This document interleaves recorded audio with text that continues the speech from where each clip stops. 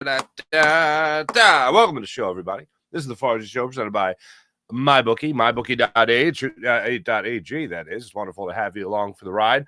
Yesterday, something was on repeat in my brain, and as we were shooting setups, basically, for our Eagles presentations on pre- and post-game on the Seth Joyner Show YouTube channel, I threw this out to the guys. The contributions over credit line. Contributions over credit from Nick Sirianni that we heard via Jalen Hurts yesterday. And this was right after I listened to Nick Sirianni's press conference yesterday, on the specific question asked by our old friend Mike Sealski about wide receivers are going to want numbers at some point. How do you justify not throwing that kind of thing? Oh, that's not a quote. I'm paraphrasing. And Nick is like, yeah, no, we don't care. The outside people care. We don't. We as this football team goes, we can't care.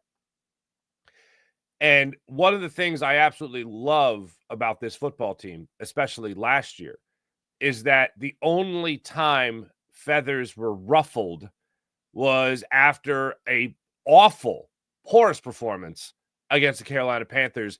And A.J. Brown was talking about the passing game. And everyone wants to make a big deal about A.J. Brown talking about the passing game, when in reality, Jalen Hurts was talking about the passing game. Nick Sirianni was talking about the passing game. And Devontae Smith highlighted tough conversations that need to be had.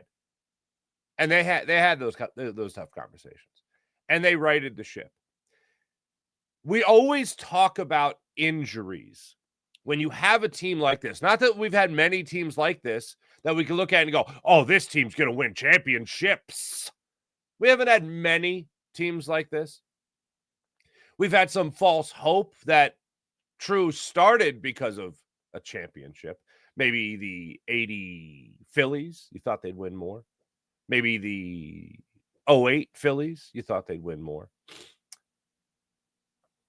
Maybe even the 70s Flyers that won back-to-back. Maybe they should have even won more. It's certainly possible. We've had hope for teams that could be dynasties. This team certainly has that. And the threat to that, when you have a team as complete as the Eagles are right now, or the Eagles were last year, you have a thought that this could only be the beginning. But the threat to it is injury. The threat to it is players getting older. That's the threat to it. The other threat that nobody wants to talk about, because for some reason I think they don't want to wish this into existence, where injuries, well, that happens, it's part of the game. But drama, jealousy, ego, that can tear things apart as well. And when I listen to A.J. Brown, I don't get a guy who is just completely driven by his ego and is a diva and all the things that we have highlighted before about A.J. Brown and all the things we've discussed at length before about A.J. Brown, which, by the way, I don't subscribe to any of them. I don't look at A.J. Brown as a diva. I think it is so lazy, such low-hanging fruit to say, oh, here's an outspoken, opinionated wide receiver. He must be a diva. Where if, like, a center talks like him, like, we're like, wow, that guy really wants to win. You know, like, I hate it. I absolutely hate it. So I don't go down that avenue with A.J. Brown. But Nick Sirianni yesterday reiterated the idea of team before self, essentially, which I know it's like, oh, high school Harry stuff. You learn that stuff when you're in Pee Wee, Pop Warner or whatever. No, but this seems to really drive home with this football team. And I'll tell you what else drives the point home, and it's not just a coach that knows how to reach his players, motivate his players, make his players understand. I'll tell you what else it is. It's action and it's money. A.J. Brown has missed some time over the last 2 years, still getting 1,000-yard seasons. And I know you can throw in there, well, you got an extra game. Well, yeah, you do, but he's still getting over 1,000 yards. That's still pretty significant, whether or not it's a 16-game schedule or it's a 17-game schedule. That's pretty significant still, 1,000 yards. And also, these guys are still getting paid. Howie Roseman's finding a way to pay Devontae Smith. Howie Roseman's finding a way to pay A.J. Brown. Howie Roseman still found a way to set the market with Jalen Hurts. He still paid his offensive line. Zach Bond's back. Your running back is back. And he's apparently freed up some space in the Chauncey Gardner-Johnson trade, where we can talk about him winning or losing a trade by the play and the level of play by Kenyon Green, for instance. But really what you're doing is judging it by the cap space created by not having to pay Chauncey Gardner-Johnson and still being able to pay a guy like Jalen Carter next year, or an extension, depending on how Jordan Davis plays this season. So regardless of what the outside noise might be surrounding wide receiver numbers, these guys are still getting paid, and these guys are still getting pretty good numbers. And I mean, certainly, if I'm not looking at A.J. Brown as if he's some diva, I'm not looking at Devontae Smith like he's some diva. So we might talk about injuries as the biggest threat to this Eagles team and whether or not they can repeat as champions, whether or not they can go on to have a dynasty and all that, which, by the way, officially, people were talking about that dynasty stuff with the Eagles last year, and I still feel very strongly about that. Can we pump the brakes on that until they win 2 in a row? Like, does it have the makings when you have a young team all playing at an extremely high level? Absolutely. Is the potential there? Sure. But the potential is really not there until you win 2. You win 2, then we can talk about it. Right now, let's concentrate on winning that second one. Let's concentrate on the back-to-back portion of that, okay? Okay. But the other threat outside of injury is drama, jealousy, egos. That right there is the other threat to it. It's not like guys aren't getting paid. Guys are getting paid. So hearing it from Nick Sirianni, from Jalen Hurts yesterday, from what he gathered from what Nick Sirianni's been telling the team, and then also Nick Sirianni's answer yesterday, and I'll let you hear it when it comes to this team and how it really supports one another and how you can't let the outside noise dictate your own mood. You have to let that go and say, okay, I might not be getting the numbers this game, but next game I can help the team win. What can I do to help the team win this week? Is it 100 yards? Is it a good block? Whatever it might be. Whatever the team needs, do that. And one of the first person that Nick Sirianni mentioned as far as selflessness was Jalen Hurts. So you look at this list, and this is another thing that we were kicking around yesterday. This is actually what made me bring it up to Seth and Gunner. It was the list that came out, the top 100 was Saquon on top of that list, and Jalen Hurts being number 19 on that list in terms of top 100 players in the NFL. I think it's the only list that has him in front of Justin Herbert, I believe. But that's voted on by your peers. But you still had, I think, 5 other quarterbacks ahead of Jalen Hurts. Meanwhile, and Seth pointed this out to me, that Joe Montana just gave out his top 4 quarterbacks to start a franchise with, and I believe Jalen Hurts was 4 or 5 on that list. That's still pretty damn good. So Jalen Hurts' numbers take a hit because of his selflessness.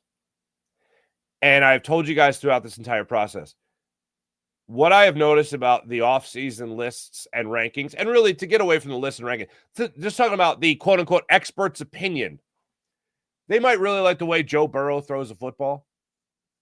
They really might like the fact that Lamar Jackson has 2 MVP awards, that's kind of hard to argue with. They really might like the complete game of a guy like Josh Allen. But man, when I watch Jalen Hurts, I really like the way he wins. Because the way he wins can be so different. And it could be his legs, it could be his arm, it could be his mind. And by mind, I mean, stack in the box? All right, I'll throw this one. Oh, they let up there. They let up in the box. Oh, here you go, Saquon. Have your fun. Selflessness. Whatever the team needs him to be, he is. It's interesting. I, doing the Locked On 76ers show with Keith Pompey, plug.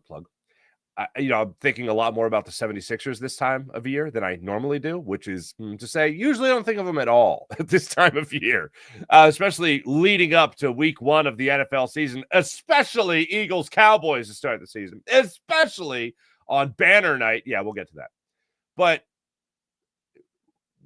thinking of Jalen Hurts yesterday during this show, and then thinking of Joel Embiid during the Sixers show, I was thinking of this.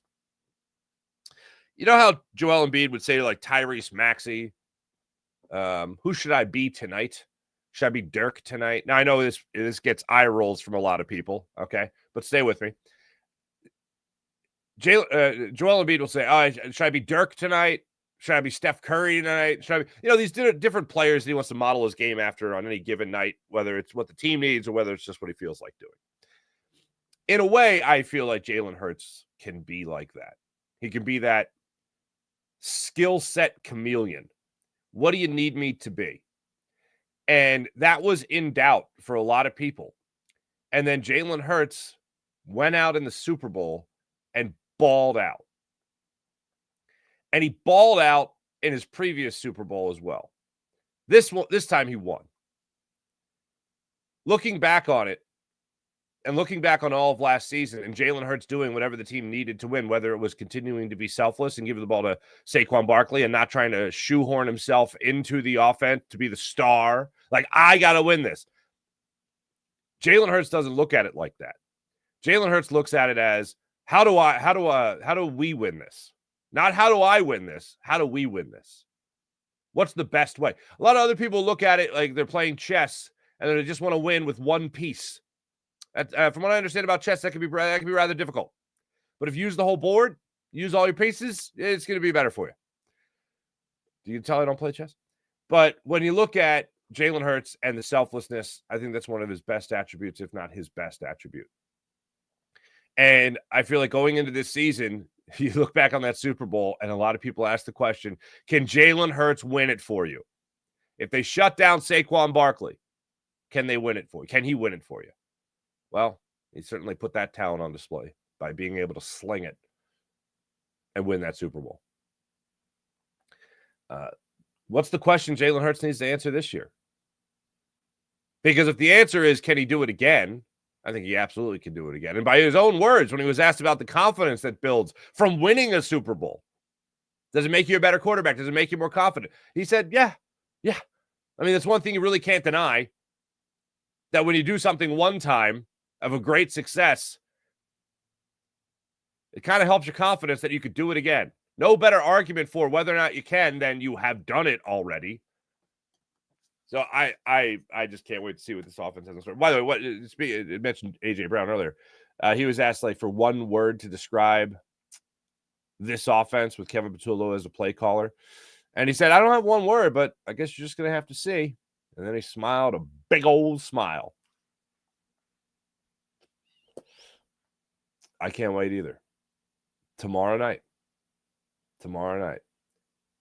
I'm normally happy for a short week with Labor Day. I mean, the Monday off and the first day of the week is Tuesday. I love it even more now that it makes the Eagles game seem like it's coming even faster. By the way, all this SEPTA stuff going on in Philly, they're telling people, hey, if you don't have a ticket, don't go down to the game. I'm like, do you even know who you're talking to?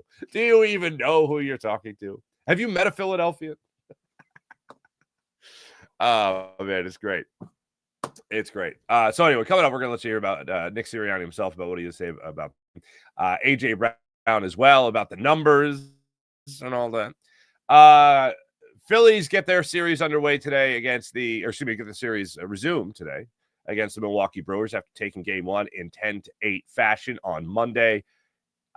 That was fantastic. Kyle Schwarber gets co-player of the week honors with Rafael Devers, who apparently just decided to play baseball this week for the San Francisco Giants, from what I understand. And Kyle Schwarber, of course, you get 4 home runs in the game. Originally, I was like, wait, whoa. He's got to share this? Who else hit 4 home runs in a game? And then I remembered Kyle Schwarber was really struggling going up to that 4-homer game, And Rafael Devers was not. But 4 home runs in one game made it up for him for the week to be co-player of the week. So thank you, MLB, for throwing that in there. But they got it going again today with Aaron Nola. Aaron Nola cannot be shaky today. Aaron Nola needs to go out there today, and Aaron Nola needs to handle his business. Now, his last start was the 19-4 start against the Atlanta Braves. That was the 4-homer game for Aaron Nola. Nola went 6 innings, allowed 4 runs in that one, including a home run for the fourth run of the game off of him. And that one came in the 6th inning when the Phillies already had that one in hand. I don't care. Don't allow home runs on Aaron Nola. I like the Aaron Nola that doesn't allow home runs, and you very rarely ever see that. 2 of his last 3 starts he has gotten to early in the game. Let me see you have not a complete game as in 9 innings, but let me see you have a solid 6 innings today.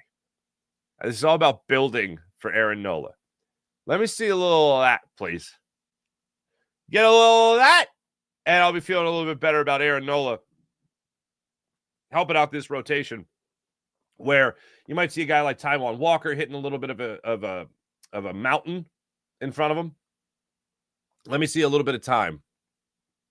Let me see a little bit of how the 6-man rotation might benefit this Phillies team and how Aaron Nola won't mess it up when it's his turn in a 6-man rotation, especially when Walker Buehler joins this rotation in 9 days, I believe it is, or 8 days. So let me see that from Aaron Nola today. Jose Quintana will get the start for the Milwaukee Brewers. It's a 7:40 start time in Milwaukee. So that's the way that one goes. Yeah. All right. Without further ado, let's get to Nick Sirianni and what he had to say yesterday. Banner Night, I'll get to it. But here is Nick Sirianni on the selflessness of this football team. Now, the question is from Mike Sealski, and the question's about wide receivers still wanting numbers in order to stay happy. I think what you just said is important. I think what the outside world does sometimes is factor the person's stats. I'm not interested in that. I'm interested in what everybody needs to do to help this football team win. When you get influenced by the outside world of what they think success is or what they think is impactful for that position, that's my point. Like, contribution, we need your contribution. I don't need your contribution to have 27 catches in 2 games or whatever. I need your contribution to be this, and that's a team.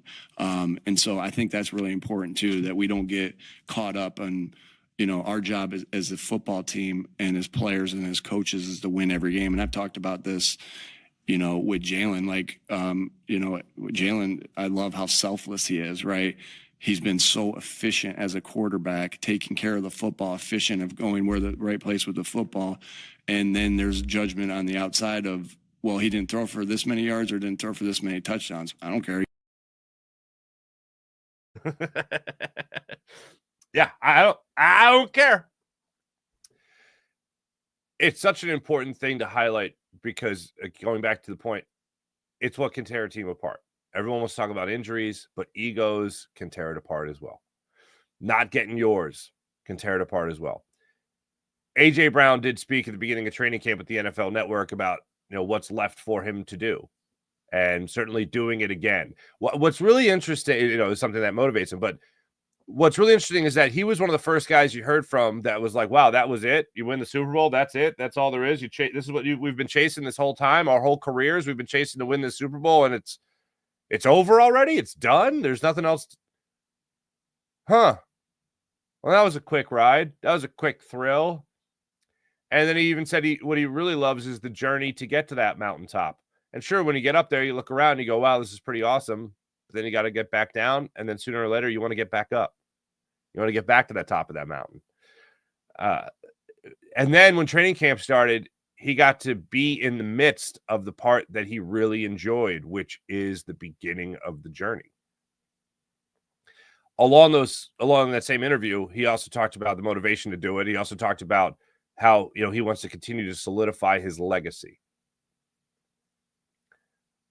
I think mid-season passing game isn't what it's supposed to be, whatever. Struggles. I think those are some words that can come back to be twisted to haunt A.J. Brown.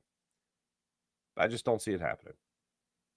Because I think that this team is very much thinking on the same wavelength. Here's A.J. Brown at his locker yesterday when he was asked about getting those numbers. It's a team game, I would definitely say everybody got to be on the same page to make the play work. So regardless if the guy gets the touchdown or the highlight of the play, it's 10 other guys who are doing their job to make it happen as well. So. It reminded me of last year. It was actually, I believe it was before the Panthers game, before everything hit the wall and all that. A.J. Brown was being asked about his numbers being down. Hey, your numbers are down from last year. How does that make you feel? And it's just like, whatever the team needs, that kind of thing. And then somebody else, hey, but your numbers are down? Whenever they ask about your numbers, they're down. He's like, yeah, whatever the team needs to do, this is team game, and I love the team, and team is this, and there's no I in team, and team, and team. And then one more question. Hey, but by the way, your numbers are down? And then A.J. Brown just smiled, that famous smile. And he said, you guys aren't going to get me. You guys are not going to get me. You're not going to get me. I'm not going to say it. And did that kind of give you an insight into, yeah, I wish I had, 1,000 yards already. I wish I had 15 touchdowns. I wish I was the focal point of the offense. I wish I was the man and not Saquon. It does a little bit of that, probably is that buried deep down inside him as a competitor? Well, it better damn well be. I wouldn't respect anybody that didn't want to be the man at the NFL level, but sacrificing that little voice that's going, hey, everybody, this guy should have more catches. Shut up. Telling that voice to shut up is how you win Super Bowls. It's how you throw the ego away. That's how you go out there and have success as a team. Which, by the way, I can't remember the last parade we had.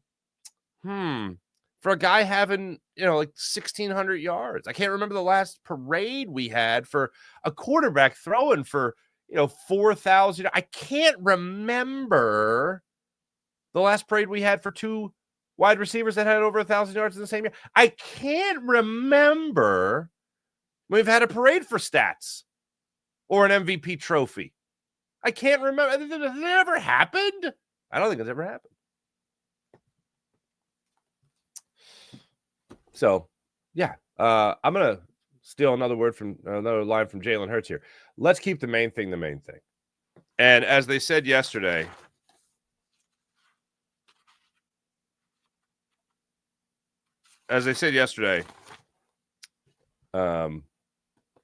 contribution over credit. Nick Sirianni, this press conference yesterday, was also asked about greatness. It can't be great without the greatness of others. Can't be great without the great. If he keeps on saying that, then that'll eventually be tuned out. People won't hear it anymore. It becomes white noise. I grew up with a buddy whose father was a cop. And we'd be in his kitchen, having breakfast or whatever, just playing around all day, then having a snack in the kitchen, whatever. We'd be in the kitchen, and we just hear the police scanner. Just constantly hear the police scanner. And I remember when fifth grade, so I'm starting to be friends with this kid, right? Well, and we're still friends today. He was in my wedding, as a matter of fact. Shout out Sean. And we'd sit in the kitchen, and we just hear the police scanner. And it would be like, man, when I first got in there, I'm like, damn, this is annoying as hell. You guys just sit around with this thing on. And, his dad wasn't even home at the time, and we're just sitting there. And then I'll tell you this, by the end of that first summer, I didn't even know it was on. It just gets tuned out. When you talk about you can't be great without the greatness of others, when you talk about flower power and all that, when you talk about all those things, yeah, they can get tuned out if you just keep repeating the same message. Players just learn to tune that out. You have to find new ways to engage them. And Nick has talked about the peaks and the valleys. He has shown them pictures of where the Eagles were, where they are now, and how they're going to get back to that mountaintop again. And his new one this year that I'm sure we're going to hear many times from A.J. Brown, Devontae Smith, Jalen Hurts, and maybe even at times Saquon Barkley. Contribution over credit. Contribution over credit. That's what we're going to get into. That's what we're going to hear. Hearing A.J. Brown talk like that, keeping the main thing is a very important thing to the success of the Eagles. And it's not just by A.J. Brown, it's everybody. It applies to everybody. All right, let's get into the controversy here, because apparently there's a controversy on banner night. Here is the question and answer from Nick Sirianni on what has become known now as banner night. You guys have emphasized you're moving on from last year. The last banner night in 2018, it's famous that the fans booed the Eagles at halftime because they weren't happy with the way things were going, albeit it was banner night. How do you feel about the fact that even though it is banner night for you guys, the fans will still have the standard of performing and winning at a high level? Yeah, I didn't know it was banner night. We won't be out for that.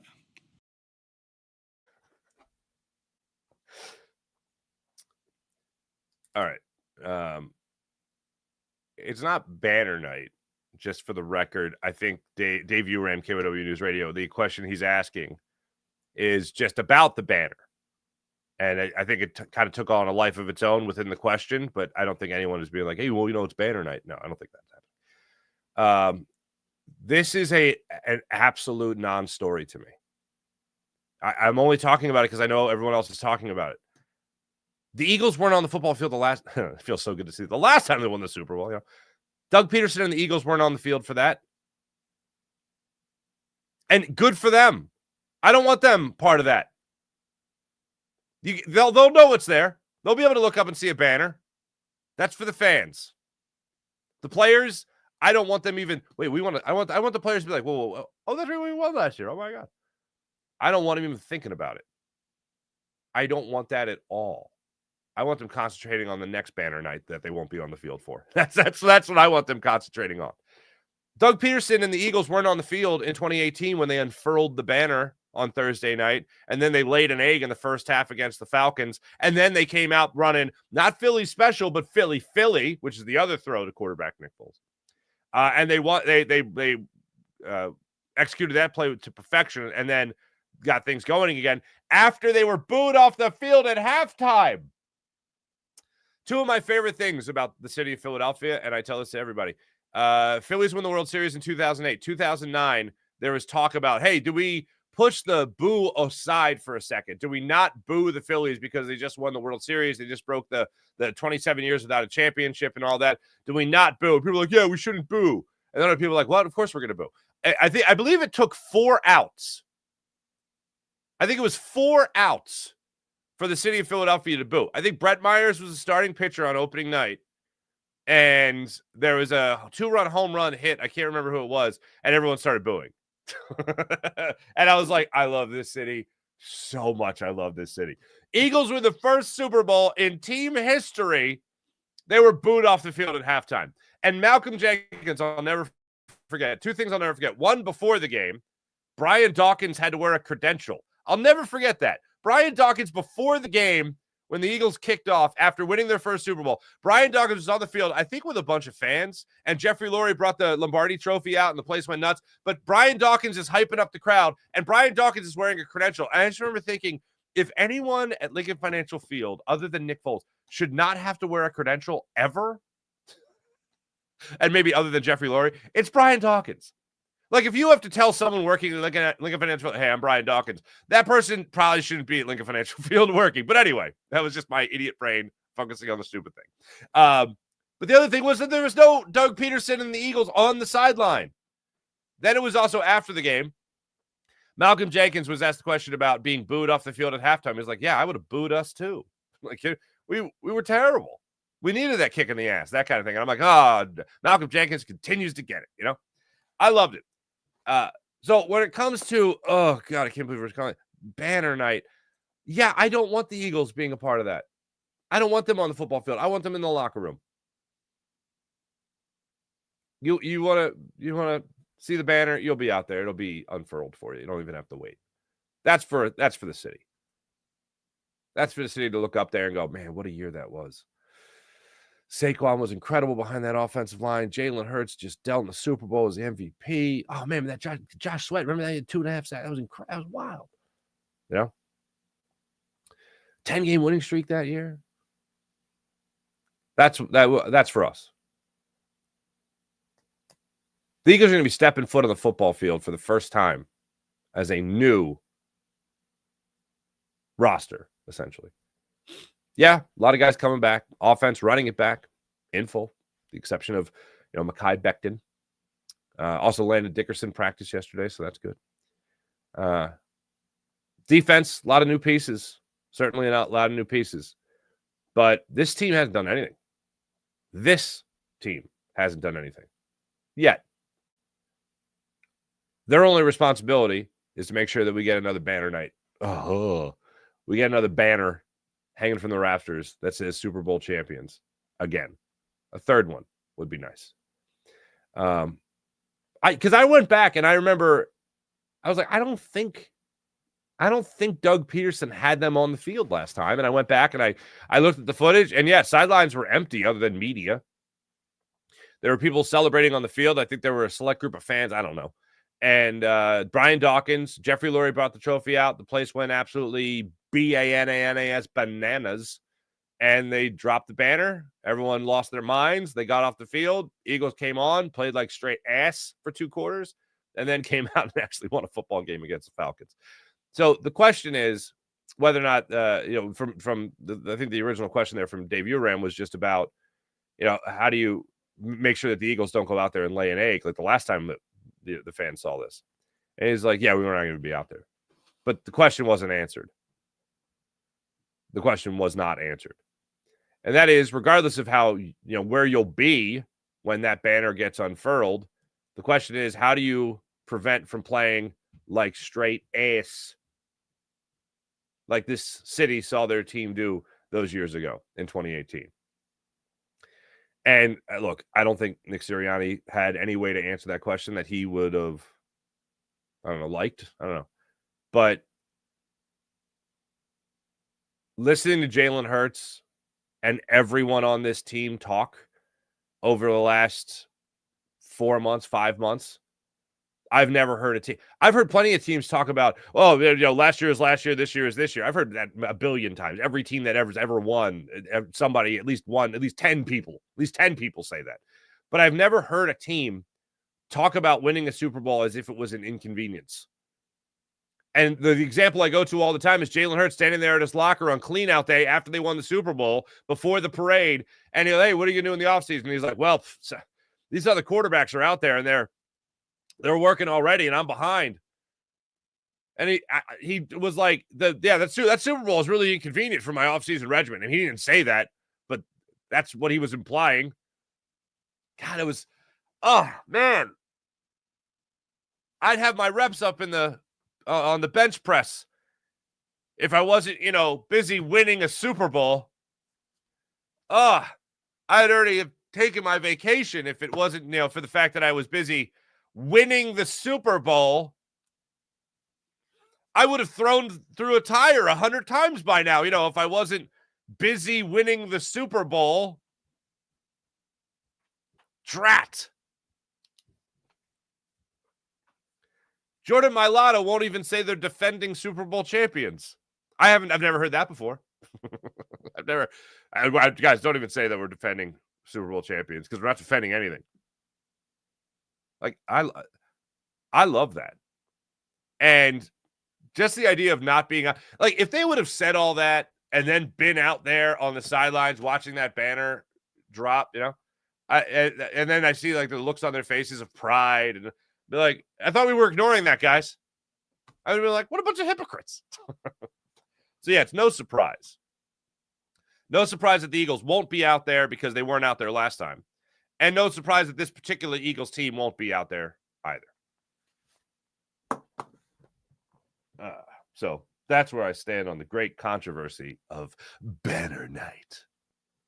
Also, go out and blow out the Cowboys 58-0. And do you think anyone's going to be like, yeah, but they weren't out there for the banner? Yesterday, after we did our what's called blocking in the business for pre and post, I went and watched. I finished watching. I was feeling like, I don't know what my problem was yesterday. I was feeling terrible. I think it was just a weekend of partying. But I sat down and I watched the final 2 episodes of that America's Team, the Netflix documentary on the Cowboys. Why did I watch it? 2 reasons. 1, no enemy.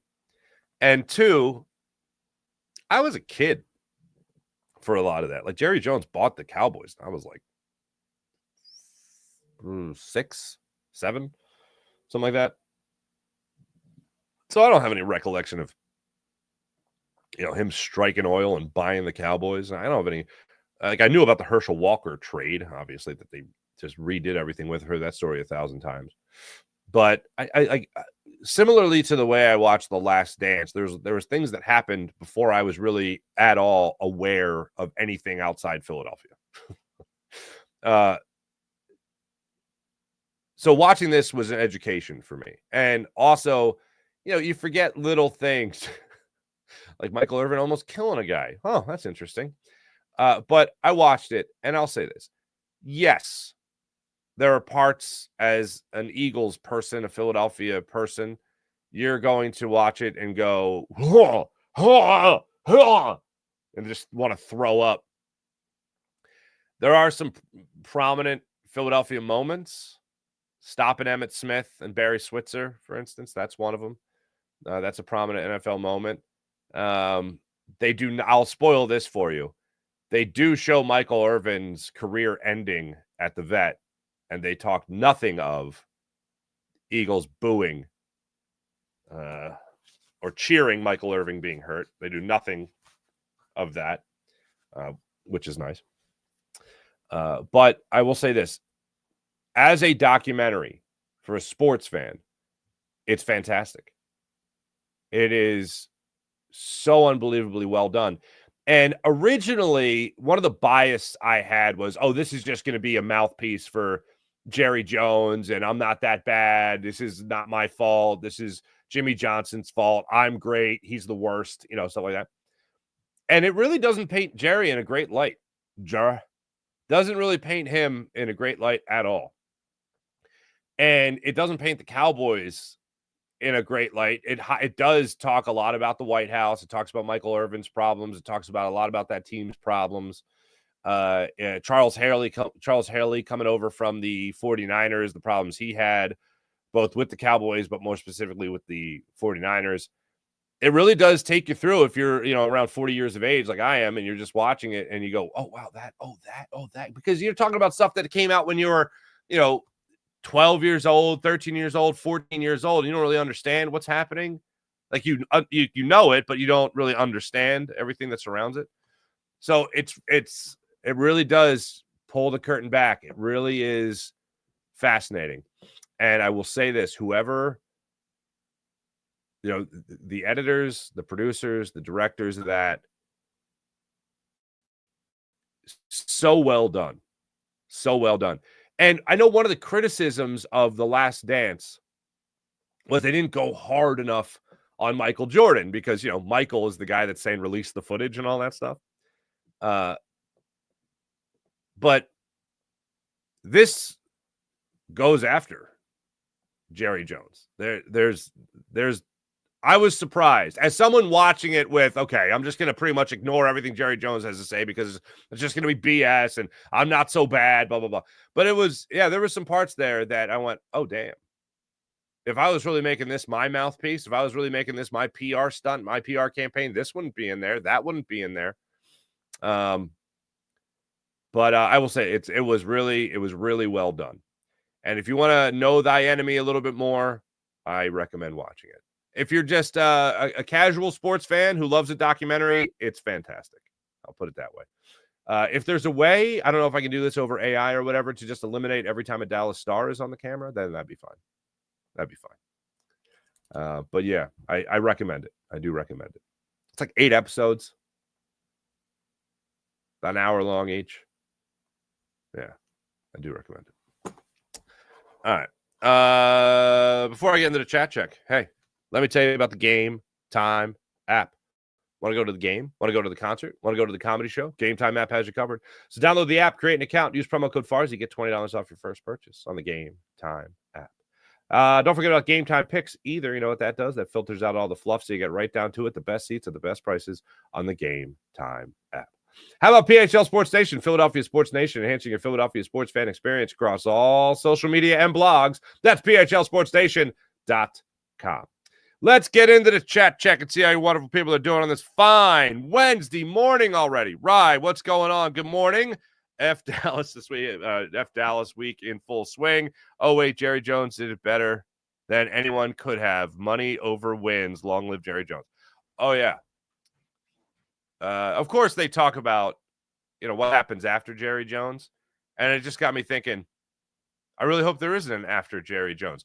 I'm in a state right now where it was like I wanted Daniel Snyder to sign a lifetime contract somehow to be the owner of the Commanders.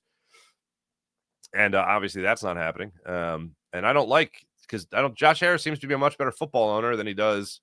Really, it just looks idiot proof. To own an NFL football team, if you just have a boatload of money, it's pretty idiot proof where you can make more money. Obviously, it prints money, that NFL.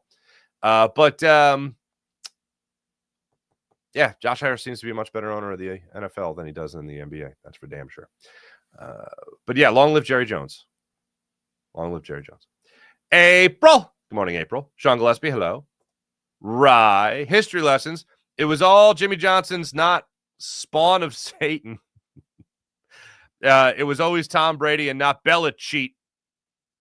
Keep losing UNC. Right. I thought you said Unk for a second. Pin 9617. Hello.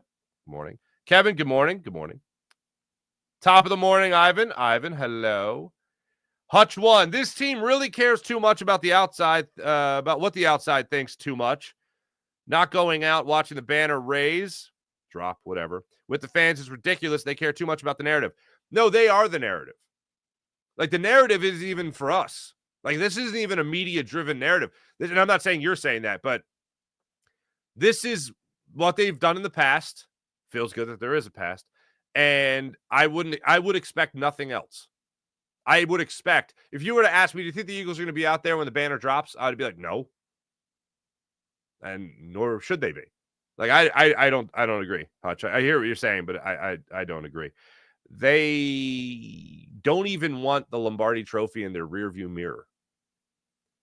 They want to look in the rearview mirror, if they look at it at all, and just see open road. And they want to keep their eyes forward and see what's ahead of them. That's it. And here's the thing. It ain't just player speak. It ain't just coach speak. This is truly what they do. I joke about this all the time, and it's such a random reference, but was it the movie, the Prestige with Christian Bale and Hugh Jackman and Michael Caine? Where he's like, he lives his act. That's this team. They really live this act. It's not a body double. He lives his act. Sean Kilray, good morning. Wild. Chargers quarterback Justin Herbert had more interceptions in the playoffs than quarterback Jalen Hurts, despite playing 7 fewer. I was just going to ask, how many fewer games? Fewer games than Jalen Hurts. Crazy stat. That is a crazy stat. Whoa. Oh, wow. Okay. Sean Gillespie, just imagine if Jalen Hurts had 1 or 2 consistent play callers. What could have been? What is still pretty damn good, for the record. Sean Crow at Miller's Ale House is now selling Tush Push Burger. What? Featuring 3 mozzarella sticks melted. Wait, 3. Hold on. I want to see if I want to eat this. Miller's Ale House. I know that place. 3 mozzarella sticks, melted white American cheese, peppered bacon. You have my attention. Barbecue sauce, fried onion tanglers on a toasted bun. Farzi. Why is that a Tush Push Burger? I mean, I get the buns part of it.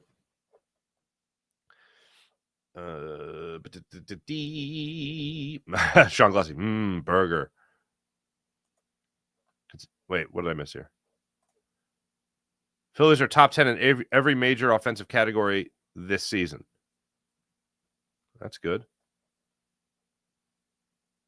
660 runs. That's also pretty good. Twiz, what's up, Twiz? Philadelphia is the only city where you can experience the thrill of victory and the agony of reading about it the next day. Is that, I believe that's Mike Schmidt. The thrill of victory and the agony of reading about it the next day. Yeah. Sean Curran, good luck keeping Eagles fans away tailgating on Thursday. Yeah, I think that's very nice. They did their due diligence. Can't remember if it was Scepter or the Eagles. I don't remember. But hey, if you don't have a ticket to the game, don't come down. Have you even met us? Do you even know who we are? Come on. Cowboys-Eagles season opener is the most expensive non-Super Bowl game in NFL history with an average ticket price of over $900. You know, I did see something. Hold on the Game Time app. I'm on the Game Time app. $439, $471, $491, $450, $393. That's practically free. $417, $410.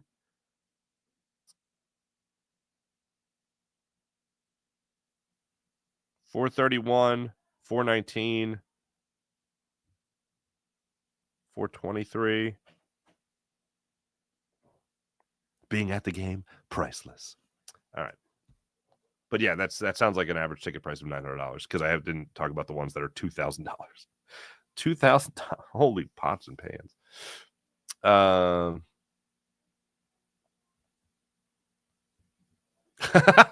Sean Gillespie, $900 for a regular season game. Helicopter ride must be included. Would have to be included. From home. Love it. We have a game on that banner. We are locked in. I agree, Twiz. Nick is nicking. Love it, Tate. Sean Gillespie, most hits this season. Bo Bichette, 178. Turner and Bichette, 171. Turner and Bichette also leads the league in doubles. There you go. There you go. Twiz, golden era. We're built for this. Hell yeah. James Rogers, make Jerry Jones stand at the 50-yard line center while the banner goes up. Like to invite my friend Jerry Jones. Drop the banner. There we go. Cowboys are like Barnum and Bailey's Circus on TV. That Netflix. Yeah, I would agree with that. It confirmed that he's an egomaniac, but that's more to the point of like if like I sat down and watched that thinking, okay, this is going to be Jerry Jones's propaganda piece, and it really wasn't.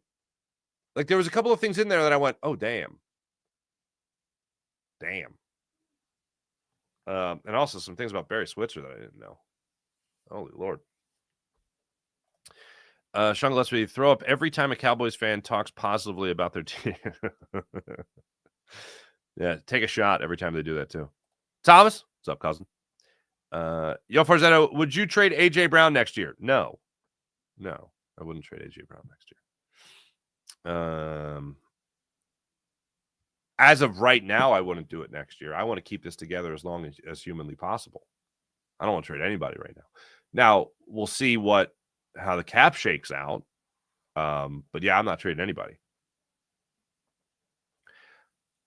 NFL Network has an America's Game documentary on tonight, 8 p.m. highlighting the 2024 Super Bowl championship. Yeah, I mean, I can't wait. I'm going to tape that.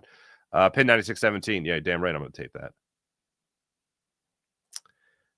Intern Sirianni, we like to complain sports is entertainment. Or wait, we like to complain sports is entertainment? Well, it is. Pin 96, Quentin Grimes still on the open market. Well, he's not really on the open market because he's a restricted free agent, but he's not signed. Quentin Grimes is still, yeah. He's going to be back. Barring any huge shift, he's going to be back. A huge shift being, some other team gets an injury or something, and they just all of a sudden, like Jonathan Kuminga signs a $25 million deal or something, and then Quentin Grimes really holds out for that. But he's going to be, I don't see that happening. Trey Turner, the most meaningless hits of all time. Really? I disagree. Intern Syria headline, billionaire has ego. Right? Danny. Hi, Danny. How are you? Shangli, got to stop watching the show. That Michael Caine impression is going to stay in my head. It's not even an impression. It's a general cadence. It's a body double.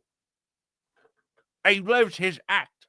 My old producer at NBC Sports Philly, Tom Feiner.